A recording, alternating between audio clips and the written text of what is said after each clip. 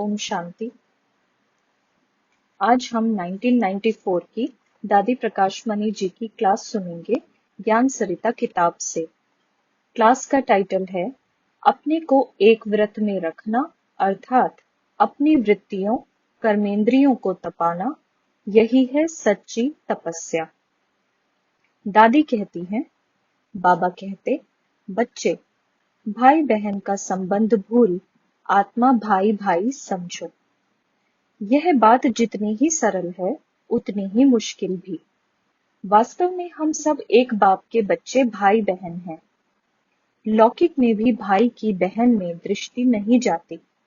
यदि जाती है तो बहुत बुरा माना जाता है। परंतु बाबा अभी हमें इस भाई बहन के संबंध से भी ऊपर ले जाते, क्योंकि वर्तमान युग तमो प्रधान है। सबकी बुद्धि भ्रष्ट कनिष्ठ हो चुकी है। इसलिए बाबा हमें आत्मा भाई भाई का पाठ पढ़ाते हैं।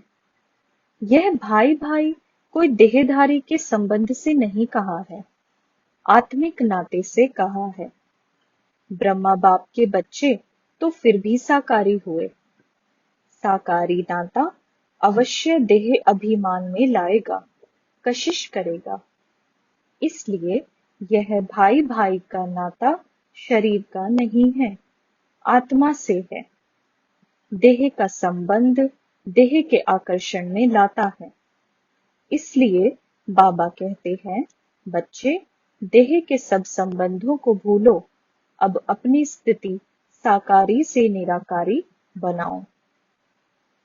निराकारी संबंध में मामा चाचा काका बहन भाई कोई नहीं। तो ऐसी प्रैक्टिस करो जिससे शरीर का भान भूल जाए। इसी का नाम तपस्या है। यही तपस्या है कि कुछ भी मेरा नहीं है। अगर किसी व्यक्ति को देखेंगे तो व्यक्ति को खींचेगा। अब हमें तो व्यक्त से अव्यक्त में जाना है। अपने दैहिक व्यक्तित्व को भूलना है।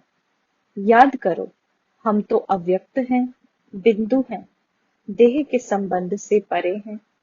इसी को कहते हैं तपस्या। यह तप कोई भी देहधारी नहीं सिखला सकता। तो सबसे पहली तपस्या है कि मैं देहधारी नहीं हूं। इस पढ़ाई का उद्देश्य ही है त्याग, तपस्या और सेवा। तपस्या नहीं तो त्याग नहीं। जैसे लोहे को भी आग में तपाते हैं, जब वह तपकर पिघलता है तब उसे दूसरा रूप देते हैं। सोना भी जब तपता है तभी श्रृंगार का साधन बनता है। ऐसे ही अपने को तपाना है। जब स्वयं को तपाएंगे तब परिवर्तन होंगे। 63 जन्म के संस्कार हैं देह अभिमान में रहने के। अब हमें आत्मिक दृष्टि में रहना है। आत्मा समझकर बोलना है, व्यवहार करना है। आत्मा से ही स्नेह करना है, इसी में मेहनत है। मनुष्य के पास 101 प्रकार का मेरा मेरा है। उस मेरेपन को भूल आत्मिक दृष्टि से देखना, बाबा का बच्चा समझकर व्यवहार करना, झूठ को सच में लाना, उल्टे को सुलटे में लाना, गिरती कला से चढ़ती कला में आना, इसमें ही मेहनत है। लेकिन सहज तब है जब एक बाबा दूसरा ना कोई। बच्चे बन जाओ, फिर कोई मेहनत नहीं। बाबा ने कहा है, बच्चे तुम्हें अपने को तपस्वी बनाना है। तपस्या का अर्थ है तपना। तपना अर्थात योग अग्नि में जलना। अपने को व्रत में रखना, अपनी वृत्तियों कर्मेंद्रियों को तपाना। तपस्या का अर्थ ही है एक के सिवाय दूसरा कोई याद ना आए। सारी पुरानी दुनिया मरी पड़ी है, मेरा कुछ नहीं। जीते जी बुद्धि से सब कुछ भुलाना, इसी का नाम है तपस्या। इसमें ही मेहनत है। यह व्यक्त की बात नहीं, यह अति सूक्ष्म है। वृत्ति से जान लो मेरा कुछ नहीं, सब कुछ तेरा है। धन भी अपना नहीं, तन भी अपना नहीं, यह श्वास भी अपनी नहीं।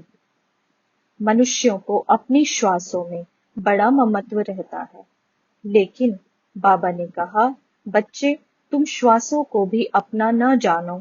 यह श्वास भी बाबा के लिए है। यह पक्का करो, तभी विश्व का कल्याण कर सकेंगे। तुम्हें अपने लिए नहीं जीना है, बाबा के लिए जीना है। हम बाबा के लिए जीवित हैं। हमें बाबा की सेवा में श्वासें लगानी है।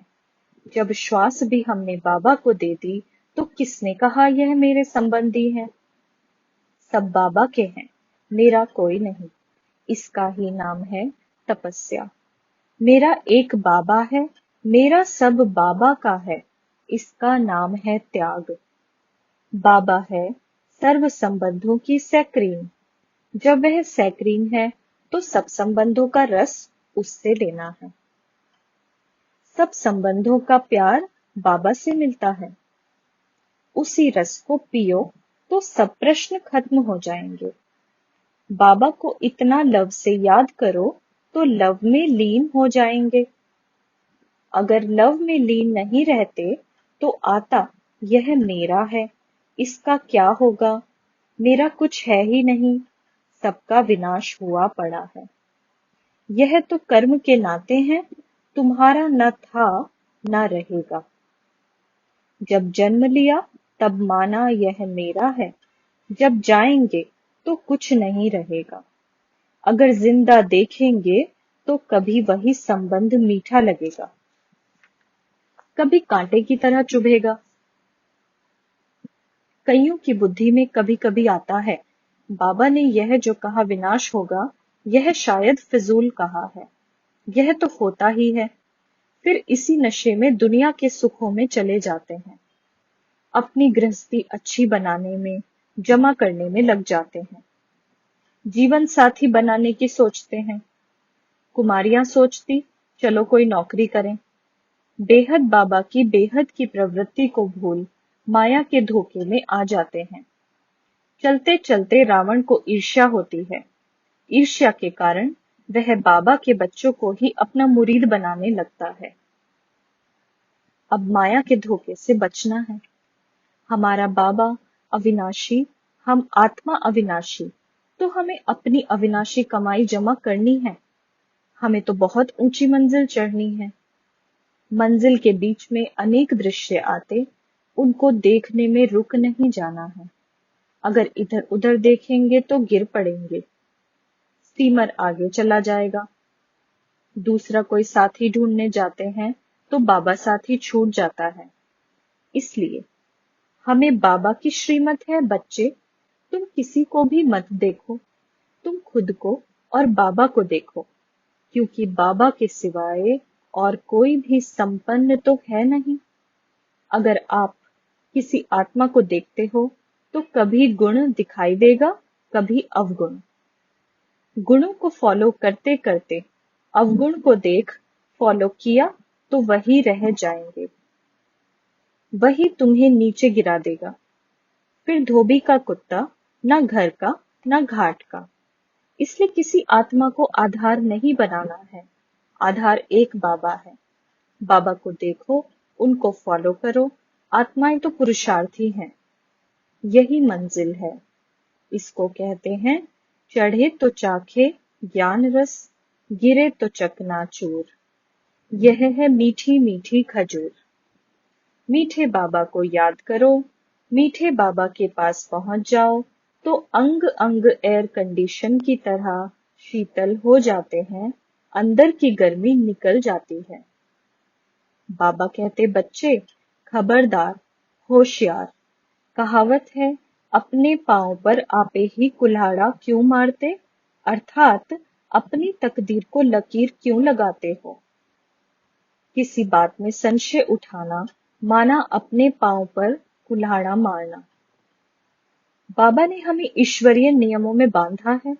अगर ईश्वरीय नियम तोड़ते तो माया ऐसी है जो कच्चा खा लेती है। इसलिए उससे 3 कोस दूर रहो। श्रीमत कहती है, तुम अकेले आए, अकेले जाना, अकेले रहो, अकेले बाबा को याद करो।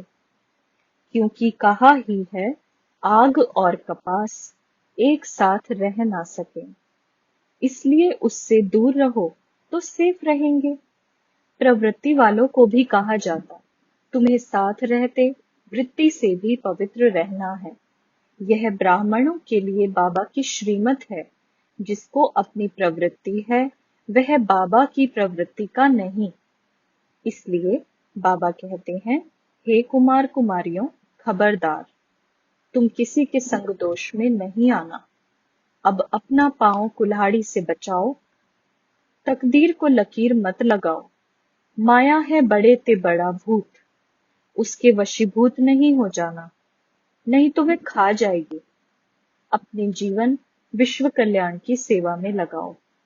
हद की पाई पैसे की नौकरी टोकरी के पीछे बुद्धि भटकाओ मत। वह तो कौड़ियां हैं। बाबा की सेवा हमें डायमंड बनाती है। तो सेवा करते बाबा की याद में खोए रहो। यह याद की एयर कंडीशन मीठा बना देगी। जो याद और सेवा में बिजी नहीं रहते, उन्हें माया की लू लग जाती है।